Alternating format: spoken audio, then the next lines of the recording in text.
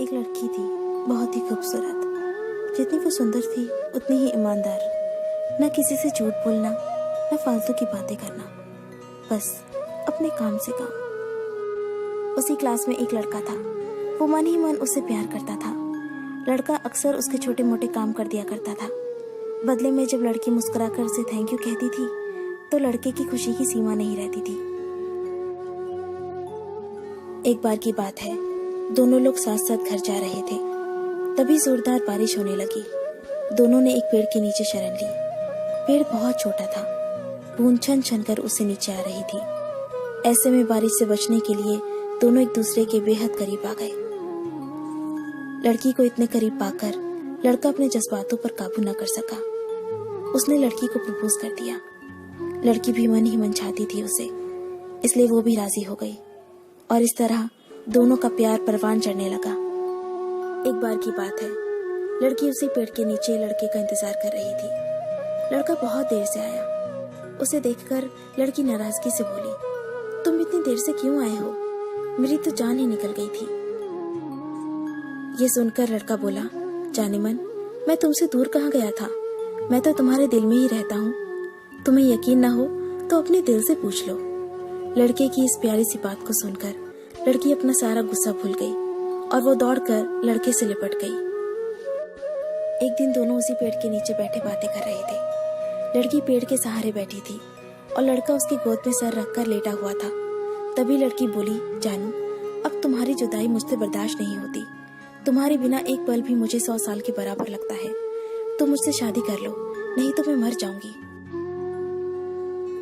लड़के ने झट से लड़की के मुंह पर अपना हाथ रख दिया और बोला, मेरी जान, ऐसी बातें मत किया करो। अगर तुम्हें कुछ हो गया तो मैं कैसे जिंदा रहूंगा? फिर वो कुछ सोचता हुआ बोला, तुम चिंता मत करो, मैं जल्दी अपने घर वालों से बात करूंगा। धीरे धीरे काफी समय बीत गया। एक दिन की बात है, दोनों उसी पेड़ के नीचे बैठे हुए थे। उस समय लड़के का चेहरा बिल्कुल उतरा हुआ था। लड़की ने पूछा तो वो रुहासा होकर बोला, जान, मैंने अपने घर वालों को बहुत समझाया, पर वो हमारी शादी के लिए तैयार ही नहीं है। उन्होंने मेरी शादी कहीं और तय कर दी है। ये सुनकर लड़की का कलेजा फट पड़ा। उसका मन हुआ कि वो जोर जोर से रोए, लेकिन उसने अपने जज्बात पर काबू पा लिया और बोली, मैं तुमसे सच्चा प्यार करती हूँ। मैं तुम्हें कभी भुला नहीं सकती। प्लीज मुझे माफ कर देना। लड़का धीरे से बोला, वैसे अगर तुम चाहो तो हम हमेशा अच्छे दोस्त बनकर रह सकते हैं। लड़की ये सुनकर जोर जोर से रोने लगी। लड़के ने उसे समझाया और फिर दोनों रोते रोते अपने अपने घर चले गए। देखते ही देखते लड़के की शादी का दिन आ गया। लड़के को यकीन था कि उसकी शादी में उसकी दोस्त जरूर आएगी, पर ऐसा हुआ नहीं। हाँ, लड़की का भेजा हुआ एक गिफ्ट पैक जरूर मिला। लड़के ने कांपते हाथों से उसे खोला और उसे देखते ही बेहोश हो गया।